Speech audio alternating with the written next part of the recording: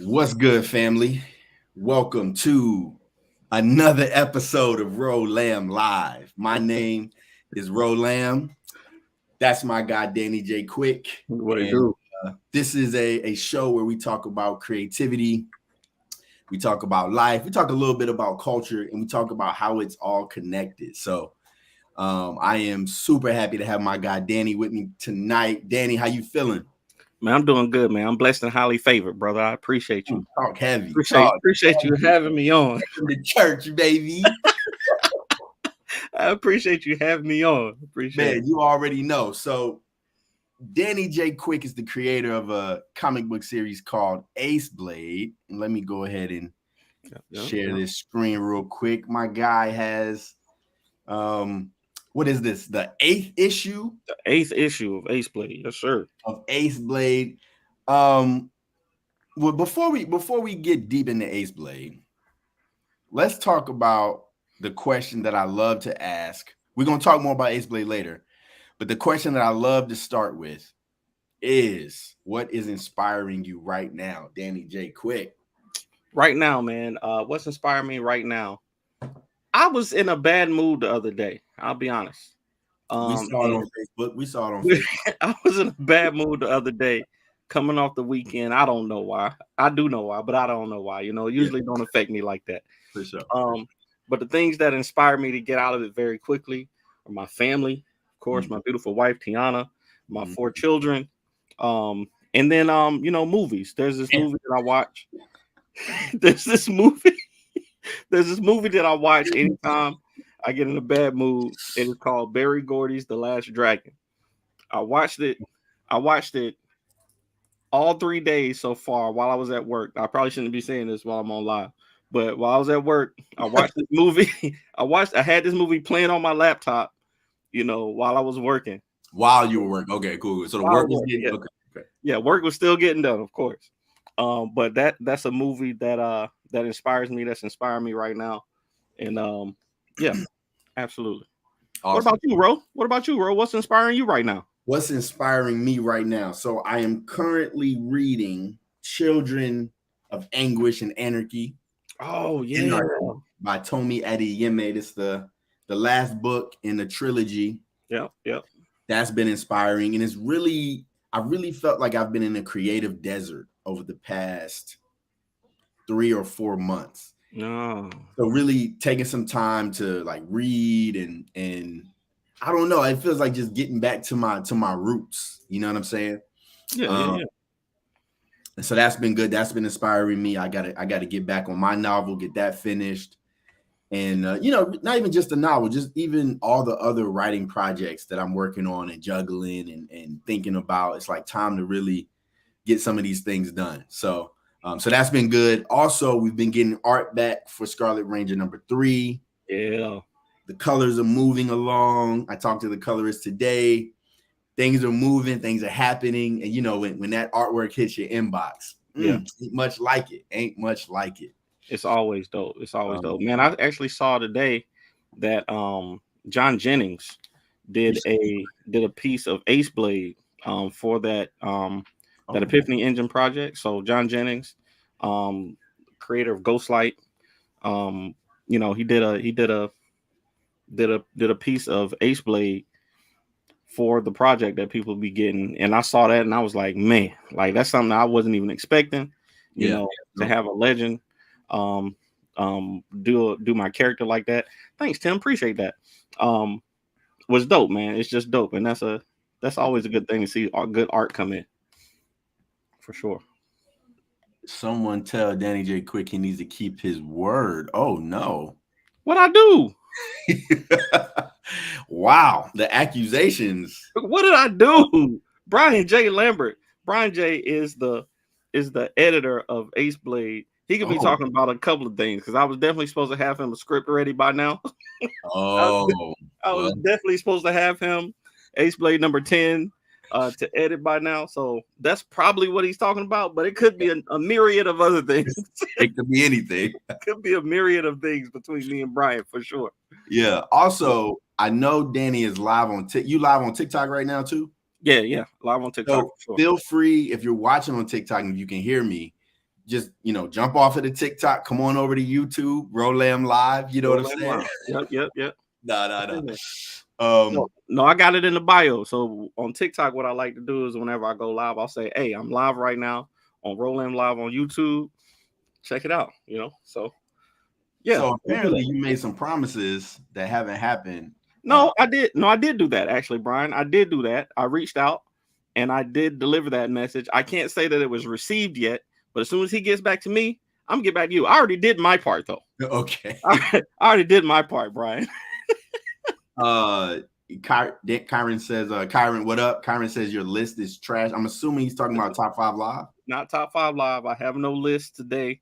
So is that what's he talking? Oh, he think this is top 5 live. No. Literally anytime I'm live, because I send Kyron my top 5 list every week before I send it to before I put it in the group, just so I can copy it and paste it into the chat. Okay. But Kyron always gets to see my list, so his first comment when we go live is always Danny's list is trash, and now he's just carrying it over to other shows for some reason. Gotcha. You know, whatever. Well, thank you for that. Brian says he believes it when he sees it. It feels like trust is broken here. I don't know what's going on. I don't know what's going on. You know, it is what it is.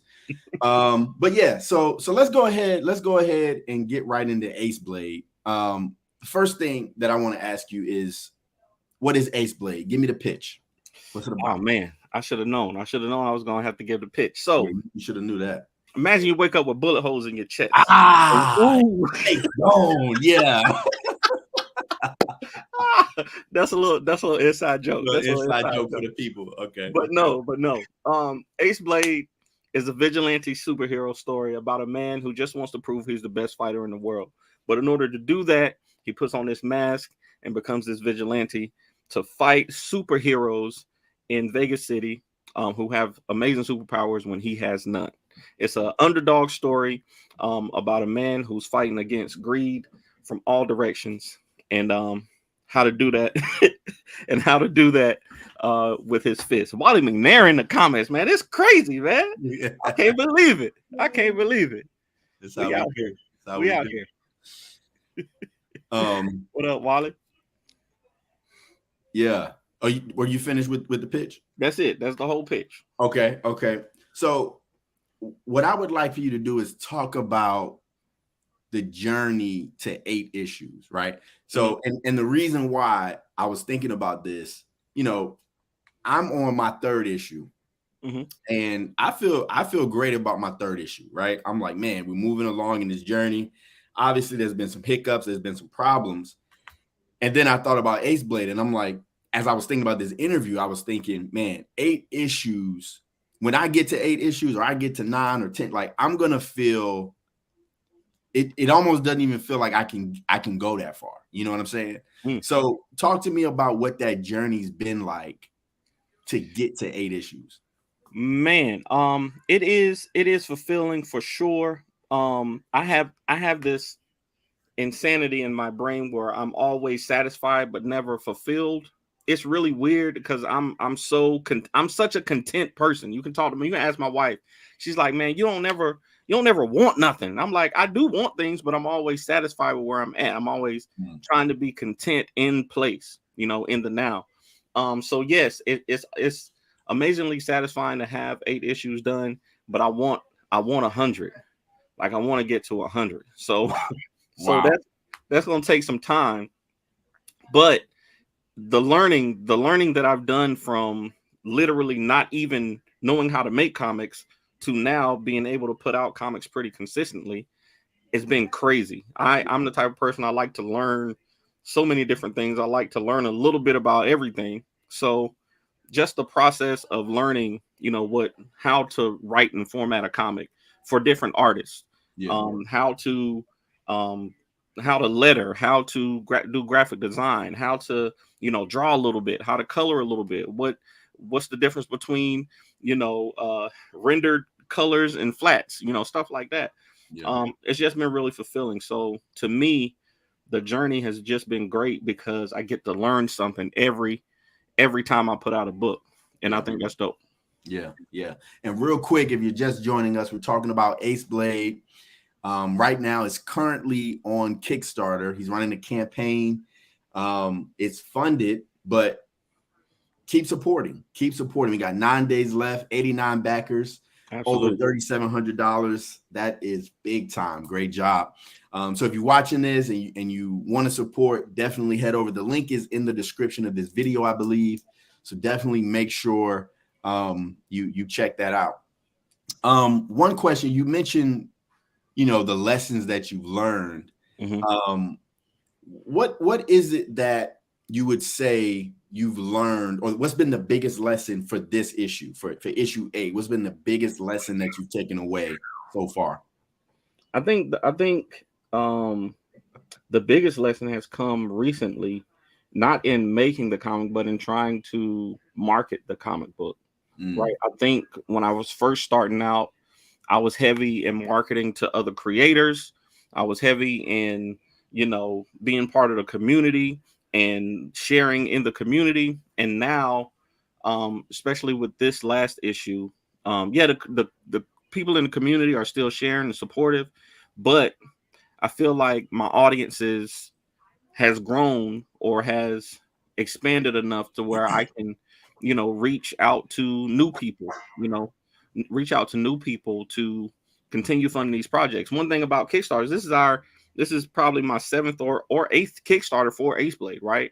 So every time I'm realizing every time I put out an Aceblade comic book, the people who read the last 6, 7 books, they're not going to get all 7 books this time. They're only going to want to get the one. Maybe Right. they're only going to want to get the one issue. So those $10 pledges don't add up as fast as the $50, $60, $70 pledges when people pledge to get, all the books. Right. So you got to find a new audience every time. You got to find a new audience every time you're putting out a book that can help bolster your numbers, or you have to do something like we did with the action figures. I wish I had one right here, to kind of entice people to come back and buy something, to spend in those big numbers. Yeah. And that's one of the things that I've learned in marketing that has really helped me out. Like, I'm not depending on the community as much anymore. I'm not dependent on the baked in audience that I think I have for Aceblade, the people that I know who want to buy the books. I'm going out and getting new people. I'm trying to find new people all the time to buy these books, because there's so many people who haven't bought them. There's a lot of people who have, but there's so many people who've never even heard of Aceblade in these comic books. So there's definitely worth taking some time to reach out to new audiences for sure. Yeah. I think in a lot of ways, I used to feel like this about music, and I feel like this about comic books as well.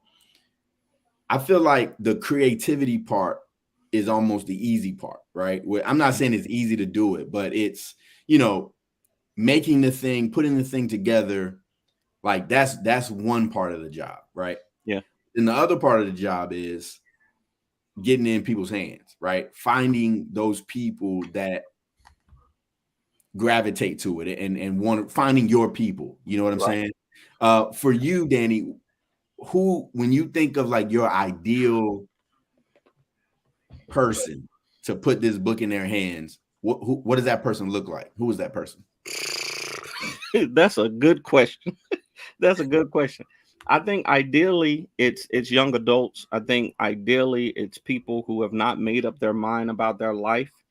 Aceblade is about inspiration. It's about inspiring people, and I'd say it's easier to inspire the youth. It's easier to inspire young people.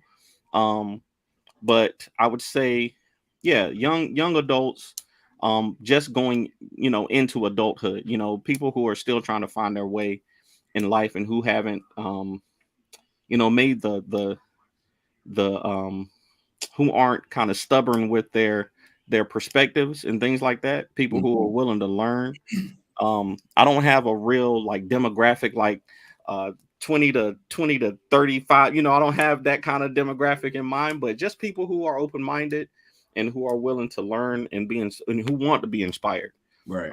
Let me ask you this. What I may have asked you this before, but what is it that drew you to superheroes, right? Because there's a lot in comic books. particularly indie comic books, first of all, there are a lot of superheroes in indie comic books. For sure. But then number two, being in indie comic books, it allows us to do different things and experiment with different genres, if you will, right? Mhm. And so what was it about the superhero genre that drew you to it?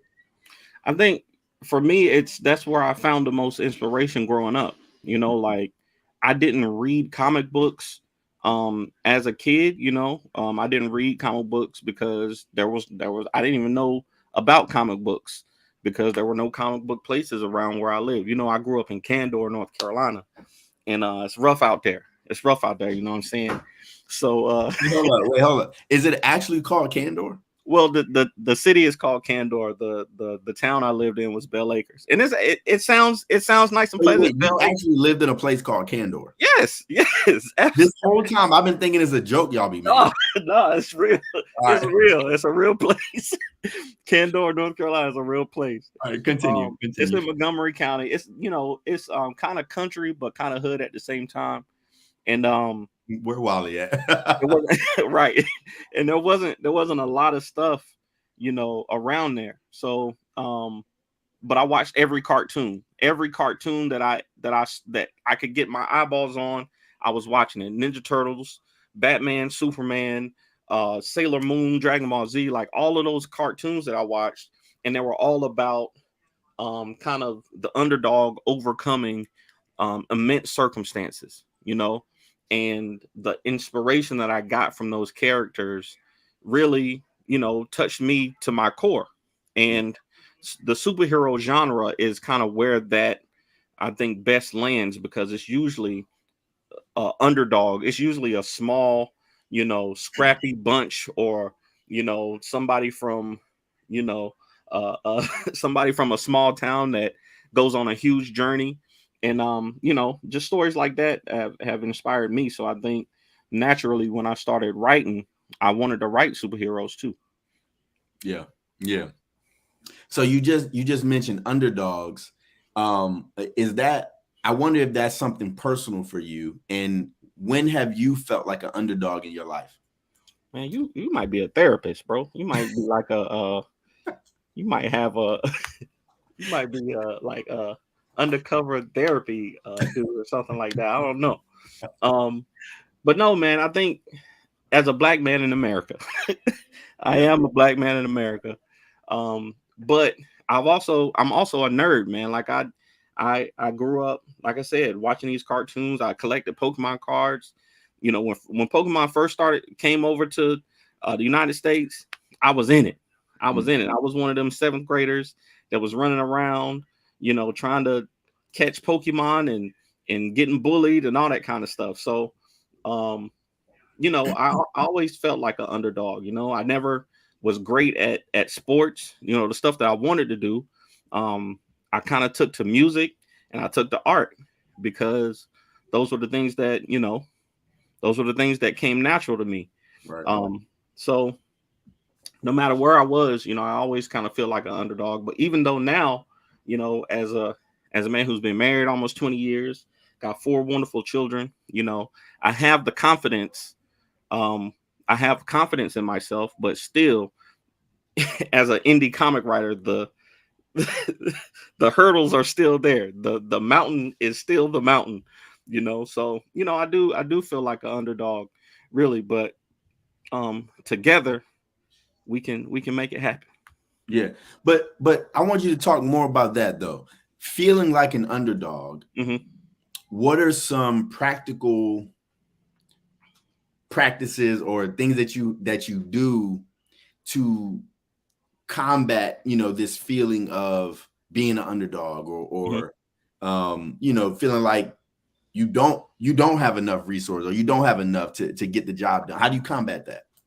I think it just takes the people around you, really. For me, I'll say having people around you that will, hype you up, kind of. You know what I'm saying? Like I got literally my wife right there in the other room, my 4 children. They always, even though they don't read the comics, they don't be checking Aceblade, but when they see me do something dope, they let me know. They be like, Dad, you got this video got 500,000 views. I was like, oh yeah, that's kind of cool. And then, you know, my main man Morgan Iverson, Wally, yourself, you know what I'm saying, people around that will, you know, kind of snap me out of it when I'm thinking that, you know, the goals or the trials and tribulations are insurmountable. Just having the right people around you, and Kyron too. Like Kyron has this Kyron has this innate sense to be able to kind of just know when you're not yourself, you know, and he'll reach out and be like, hey, what's going on? You know, I'll be like, bro, man, like this is impossible to do. Like this stuff is impossible. It's really hard. You know what I'm saying? But then also looking at stuff like this, man, we got 89 backers, and this is just a 2-week campaign that we did. We got 9 days to go, and we were funded in 2 hours. We got to the goal in 2 hours. You know, being able to build a platform, like I got here on TikTok. You know, it's just, you know, you got to take stock of the things that you've done, and then, you know, just keep stepping, even if it's a little step. I think it's, you know, those little steps are important. Yeah. And if you're just joining us, this is on the screen right now. You can see this is the Kickstarter page for the 8th issue of Aceblade, created by Danny J. Quick. It is, like I said, on Kickstarter right now. They have 89 backers. You see the free upgrades for Patreon. Did you see that? I don't know if you saw that. Oh, right here. I don't know if you saw that. You see, if people follow on Patreon, they get free upgrades. I don't know. Recently, Patreon, I don't know like where I got the idea from, the inspiration from to do Patreon, but it's like, bro, I don't know either, brother. It's different over there, bro. It's different on Patreon. It's different on Patreon. So, anywho, definitely check out this Kickstarter campaign. Definitely support.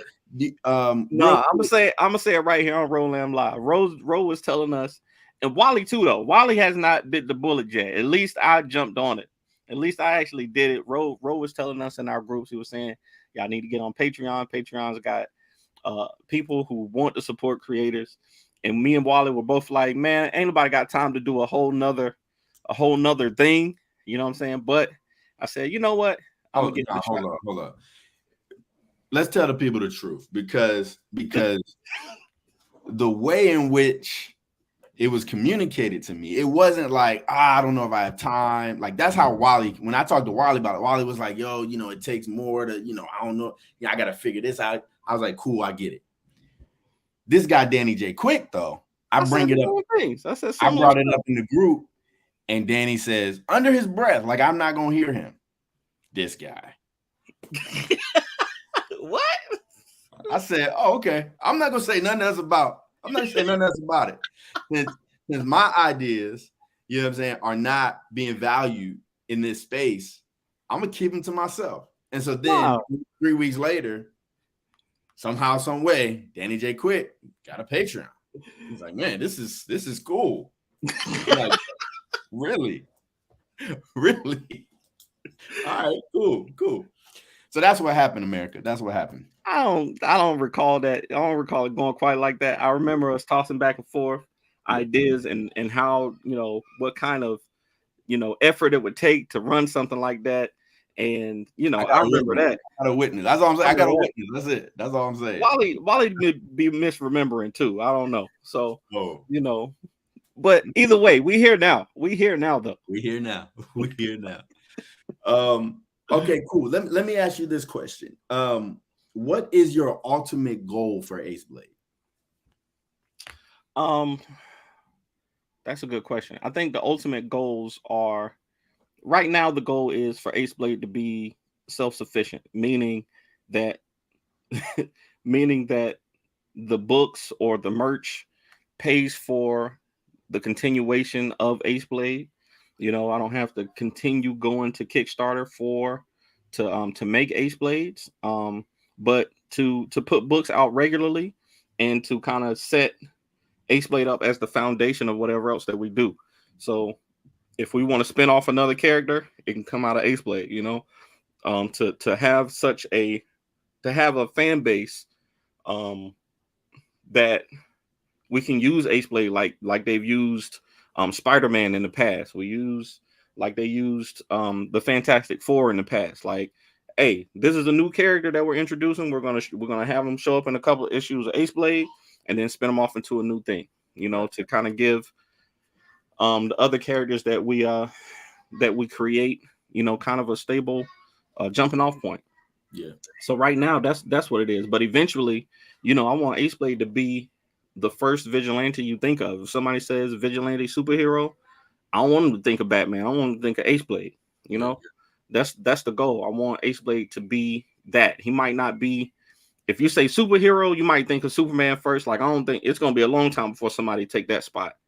But if you say vigilante, I want you to think of Aceblade when you think of Batman and Daredevil, and who else is up there? I don't know. When you think of Batman and Daredevil, I want people to think of the Purple Ninja dude, in Vegas City too. So that's the goal. Yeah. And real quick, before I ask this next question, how did you choose Vegas City as the city for Aceblade to be based in? It's the thing, man. I think actually I did not choose Vegas. This was Christoph. Christoph, the co-creator of Aceblade. Right. He had the only thing that he had for Aceblade was purple. He's a black guy, purple tights, and he's in Vegas. And the reason that I chose to tell Aceblade's story, kind of about greed and being an underdog and self-control, was because he's in Vegas. Because those are the natural, to me, the enemies, or the thing that best fit with Vegas is, hey, I'm gonna go in here, I'm gonna risk it all, I'm gonna do something strange for some change. Maybe that's not the same thing, but no, I'm gonna do something out of character for $1. You know what I'm saying? And Aceblade kind of fights against that. So Vegas was already chosen. That was one of the things that Christoph chose. But he wanted to be Las Vegas, and I wanted it to be Vegas City. I wanted to kind of separate it from the real Las Vegas, even though most of the stuff that's in Las Vegas is in there. You know what I'm saying? I wanted it to be Gotham so City. It's a fictionalized version of. Yeah, it's a fictionalized. Yeah, so I'm learning a lot about things I thought I knew. I wanted it to be Gotham City to, what is it? Is Manhattan, right? Gotham City is one of those New York boroughs, right?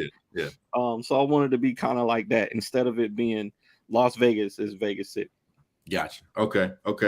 So going back to this question, what are your ultimate goals for yourself? To be able to create full time. That's my ultimate goal. Like, I think one thing that connects us humans together is our ability to create. I think we have most humans have a desire to create in some way, right? And I think that, whether it's art or music or, architecture or whatever it is, we all have something that we want to create. And I believe that society works best when people create art. And I want to be one of those people that creates art. I want to write movies, and I want to write plays, and I want to draw and paint, and I want to build, and I want to do all of that stuff. So my ultimate goal for myself is to be able to build my company. I want to build Aceblade and King Supreme and all of these other characters that we have to be able to do that. I want to be able to create full time. For sure. What's good, Brad? Good to see you, brother. Brad, Arnie, that's the man right there. For sure. Okay.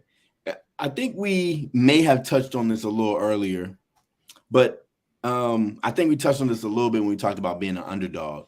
But one of the things I was thinking about as I was thinking about this interview was, along this journey, after you've created so many different comic books and properties and IPs, and you've been doing this for a while, and nothing about any journey is just smooth sailing, right? So how have you handled the disappointment that's been inevitable along this journey? That's a good one. Handling disappointment. I think most of the disappointment that I've faced has been things that are out of my control, right? Um, whether it's, you know, an artist not being available to do a job, maybe whether it's, the artist that I want not being in my price range anymore, or, the artist or a writer not being available or not turning in something on time. All that stuff is stuff that's out of my control. And I think when I came back from Iraq, I had a hard time with hypervigilance, is what they call it, right? I'm always, you know, at attention for everything. Like, I'm paying attention to everything. I can't shut my mind off. And one thing that my therapist told me was to, what do they call it? To stay in the moment. God, I can't remember what it's called, but basically it's a breathing exercise to kind of center yourself. It's a meditation exercise to center yourself and think of, what you can control in this moment. And the stuff outside of that, you literally cannot do anything about stuff that you cannot control. Are you talking about the serenity prayer? You talking about that? It's not the serenity prayer, but it's like a mindfulness exercise is what they call it. It's like a mindfulness exercise. I breathe in, you feel your oxygen going in, it's standard meditation stuff. But in that you think, I can only control me. I can only control the things that I say, the things that I do, the way that I react to things. And the rest of it, literally, I cannot control. I cannot. And I don't want to. I do not want to control things that are out of my, out of my space. So trying to stay aware of that kind of hit.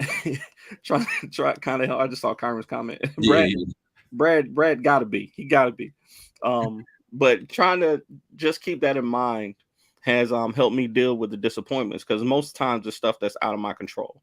If it's something that I'm disappointed in myself, I try to change it. I try to get up and do better next time. I'm mindful of the things that I do that are mistakes, and I try to do better in the future, and that's how I, deal with that disappointment. I say, hey man, that was on me. I did something wrong. And next time that I'm faced with this decision, I got to do better. Yeah, for sure. For sure. And switching gears a little bit. Like Patreon. Yeah. Switching gears a little bit. When you first started comic books, and not even just comic books, but writing in general, what were you afraid of? I think I was afraid that it would be bad. I think I was afraid that it would be bad and I would not be able to handle the criticism. Like, I still have kind of a fear when it comes to my art. I think we've talked about this before. When it comes to like my art, like drawing, I draw, but I don't show a lot of the stuff that I draw, because I know that I take, for some reason, when it comes to specifically like art, like drawing, I take people's criticism very badly. Like, I internalize it and it hurts. You know what I'm saying? Like, I hold on to it, even though that's one of those things that I can't control, but it kind of is, because if I was better, they wouldn't be, you know what I'm saying? So. But that's the key right there. It hurts. It hurts because you believe it. That's the key. Right. Right. It hurts because you believe it's true already. So for somebody to say it, it's just confirmation of what you already believe. Right. Yeah. Facts. So, same thing with the writing. I thought it would be bad and I wouldn't be able to handle, the criticism. But I realized it's always going to start bad. Like, it's going to be bad. And then a lot of it is subjective anyway. So as long as I'm happy with it, it shouldn't matter what other people think, even though, sometimes it does, man. Sometimes, you let somebody read something, or you tell somebody an idea you have and they're like, nah, that's dumb. Don't do that. And you're like, dang, I thought it was a good one. I thought that was the one. And now you've crushed my dreams, Right. So that was it for me, but I'm getting over it. I'm doing better. No, we live on YouTube. Jerome, we are live on YouTube. Go to Roland Live, You can get in the comments for sure. And you mentioned that, you know, you still in some ways have that fear. One of the things I jotted down was, how are issue 8 fears different than issue 1 fears? Ooh, issue 1. Oh, this is crazy because issue 8 fears are now, they're not writing. It's not writing. I believe that the story's good. You know, I believe that the artist. I heard that you was about to say, I know that you switched it. Nah, don't switch it. Talk heavy. The story's good. The story is good. The story is good. You know what I'm saying? It's not. I believe that the story is good. It's not, you know, the art team. It's not any of that. It's the fears is the audience there. You know, it's stuff that is the unknown. Like, I believe the audience is there. I believe that people would read this, but there's so many other factors. You know, am I putting it out at the right time? Or is my price point, you know, too high? Is the economy going to shut down in the next, you know what I'm saying? Like, there are things out there that are unknown and things that I can't control, that I wasn't even thinking about at the beginning. I was just thinking about, Neil Adams is going to draw Aceblade. We're going to get a cover from the legendary Neil Adams. We're going to sell 1 million copies, even though we didn't sell 1 million copies, but still, you know, I wasn't thinking about that. So the fears are definitely different, definitely different, but still trying to overcome all of them. So what's the process? What's the process for balancing the excitement of the creation, right? But then the reality of what it takes to manifest it, right? Or what it takes to actually sell these books. How do you balance that excitement versus the reality? That is tough. I think I just lean into the things that I enjoy, right? Hey, there goes Jerome. What's happening? The legend. What's good, Jerome? Appreciate you coming over from TikTok, man. Thank you. As long as you got a few low-key rich folks like Brad in your corner, you good. Let's go. Absolutely. No, I think I just lean into the things that I have fun doing. You know, I think it's important to have fun and to enjoy the things that you do, right? So I get excited about content creation. Like, I like to come up with ideas to make videos. You know, I enjoy that. I know some people don't enjoy making videos on TikTok and stuff like that. I don't get it, but I enjoy it. You know, some people don't enjoy doing Patreon, but I enjoy it. So leaning into the stuff that I enjoy, you know, kind of helps me deal with the stuff that I don't enjoy. Kind of, if that's what you were asking. Yeah. The realities are, these books have to be shipped. People gotta get paid. You know, somebody gotta look at all these lists and all these numbers and make decisions. You know, that stuff I don't enjoy as much. But leaning into the things that I do enjoy kind of gives me the balance. And then, you know, deciding, okay, today I'm about to go and ship some books out. Today I'm doing the hard stuff. I'm doing the stuff that I don't enjoy the most, until I can pay somebody to do that stuff. Somebody who hopefully does enjoy that stuff, I can pay them to do it. So, and I mean, I also think a large part of it too is, you know, really understanding why you're doing what you're doing, right? Like, you know, when I used to think about going to cons and selling my book, it was terrifying, right? But then I just had to reframe it, and I had to say, all right, I'm not selling my book. What I'm doing is I'm taking the opportunity to share what I created. And when I reframed it that way, it changed how I approached it, right? Which also then changed the energy that I brought to it, right? Okay. Yeah. And I think the other thing too is that, like you said, you lean into the things that you're excited about. You lean into the things that you love. And the thing about that is, I remember when I worked at the Flying Biscuit, I made it's a restaurant in Atlanta, right? So we got the wine here. Okay, yeah. So I was the biscuit maker, right? And I remember one time the guy who trained me to make biscuits, he tasted one of the biscuits. He said, "Yo, these biscuits wasn't made with love. What? You didn't make these, like, you didn't put energy into these biscuits. You know what I'm saying? Like, you just threw them together." And I think that's what creation is like, though, right? Mm-hmm. Like, when I'm excited about writing and I'm excited about the story that I'm telling, it comes out completely different than a story that I'm telling because I gotta tell it. Oh man, a story that I rush through so that I can just get it done. Yeah. I got to put some love into it. I got to put some energy into it. I got to put some excitement into it. You know what I'm saying? That's wild, man. Because like the entire time I've known you, I would have never thought that you didn't like cons or selling your books, because you're really good at it. Like we've done shows together, and I've always seen you as like the best salesman, because you immediately know what to tell people about your book. You got the pitch down flat.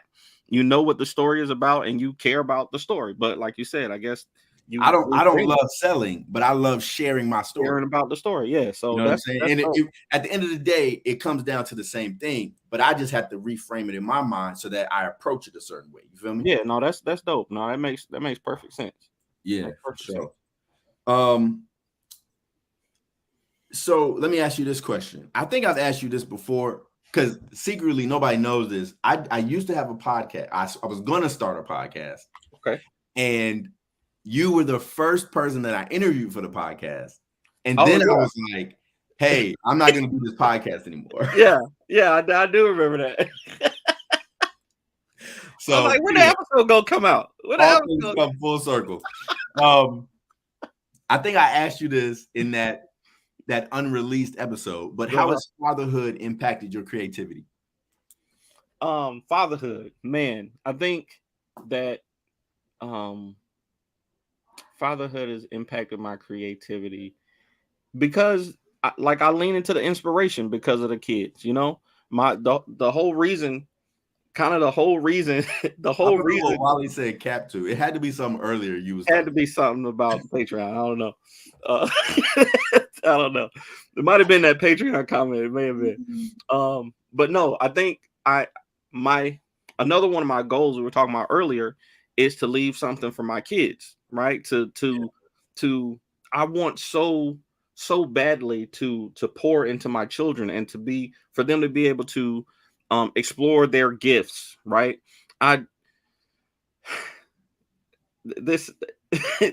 Like, I'm one of those dads that if my kids ask me, they say, "Hey, I want to learn how to play the drums."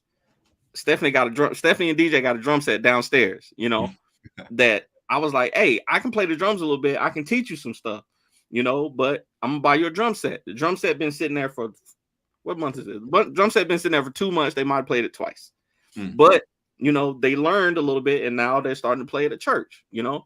So, you know, I want them to be able to explore their creativity, but then also when they get to the age where they want to, move out and do things on their own, I want to give them opportunities. I want to give them, the ability not to just work a regular 9-to-5 if they want. They can use their gifts, their talents in the companies that I make, or they can start their own companies, you know? And my wife feels the same way. You know, we last summer we sent our oldest daughter to nail tech school because she likes doing nails, or she did at the time. So, you know, that's a skill that she developed. Now if she don't want to work for nobody, she can go in the salon and charge $60 for nails.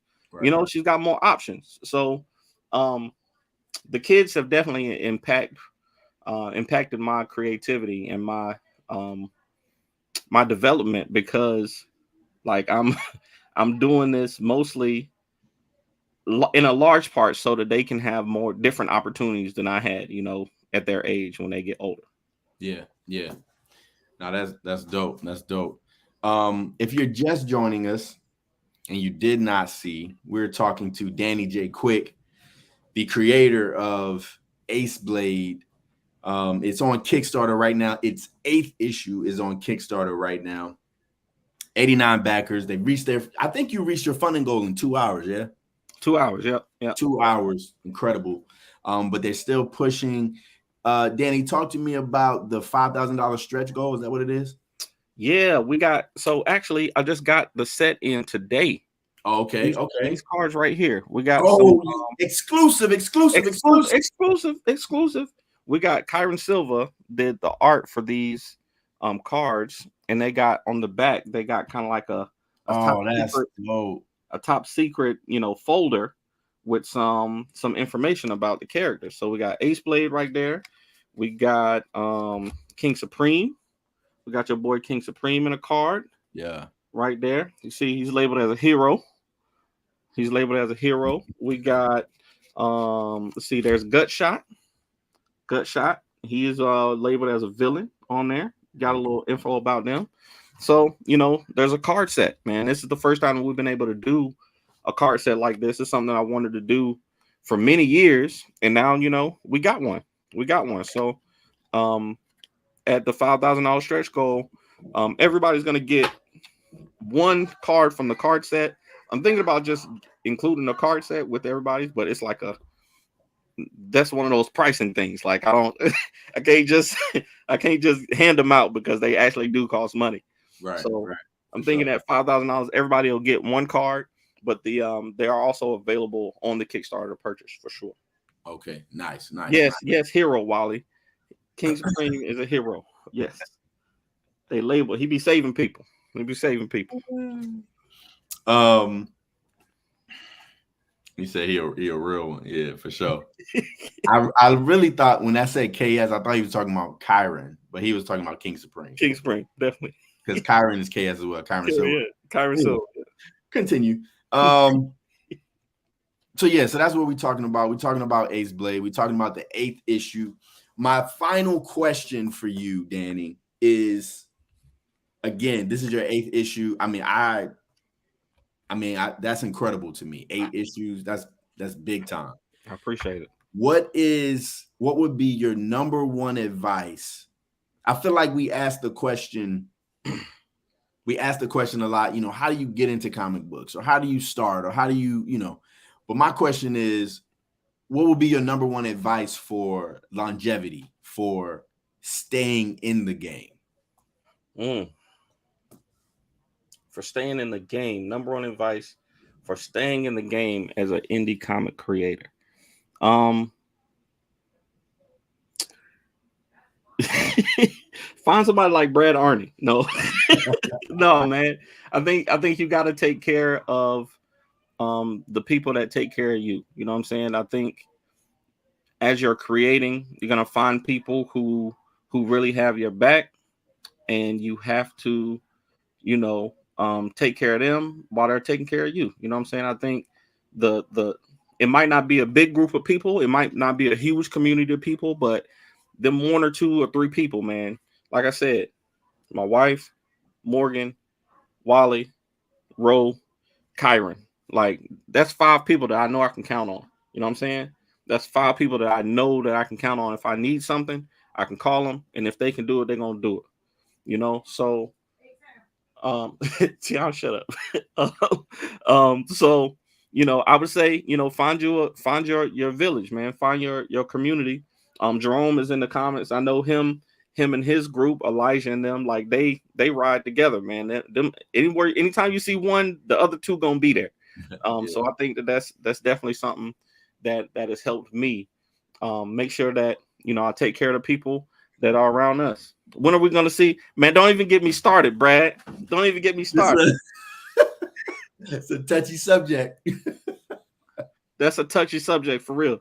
I'm gonna tell it right here on Roland Live. We tried to get Scarlet Ranger in the Fourth Wall universe. We had a no joining policy for a long time, and then we read the first issue of Scarlet Ranger, and we were like, this is the one. This is the one. We talked to Ro. We was like, Ro, we really think you should be part of the Fourth Wall universe, man. We can write it in. We can do crossovers and everything. And Ro said, nah, I think I'm good. He said, nah, I think I'm good. I think I'm good on that. Well, yeah, so Aceblade is on Kickstarter right now. It's the 8th issue.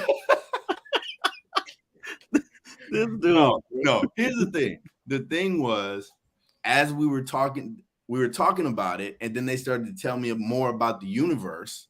And they started going in. They're like, oh, we got these histories. We're going to do this. We want to take it here. We're going to do that. And I was like, yo, maybe I just need to create a character that's built from your world, which is what I did. I wrote issue 1 for a new comic book series that's going to be set in the Fourth Wall universe. We don't know if it's going to come out or when it's going to come out, but we know it's going to come out. That the first issue was written. And so we're working on some things. But you never know. We don't know what the future holds. Maybe Scarlet Ranger will. Yeah, we might be able to at least do a crossover or something someday. Yeah, for sure. You know, people been asking about it, and I'm like, yo, maybe we might have to do it. We might have to do it.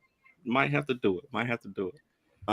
Jerome says, appreciate you, bro. You, Wally, and Morgan definitely be getting us hyped, wanting to stay focused. Hey, we in there, bro. We trying to be like y'all. We trying to move like y'all move, man. Each one teach one, they say. Yeah.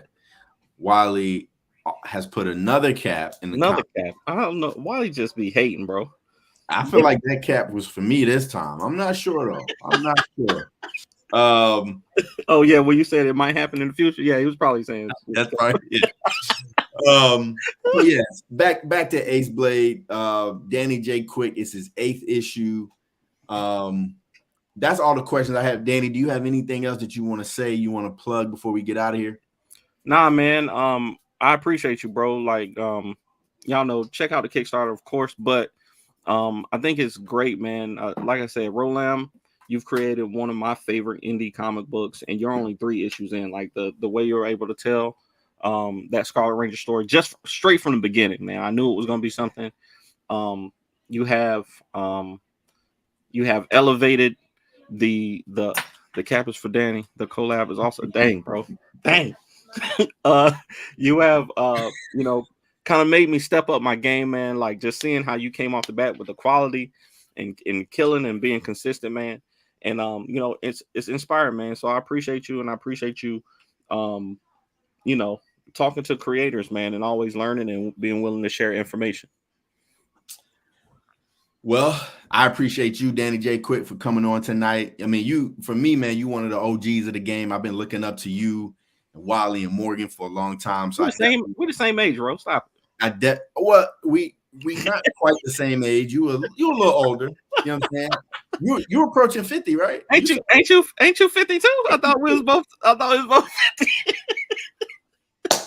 But no, real talk, man. I appreciate you coming through tonight, kicking it with me, sharing some knowledge, and definitely y'all go check out his Kickstarter. It's what 9 days left. 9 days left.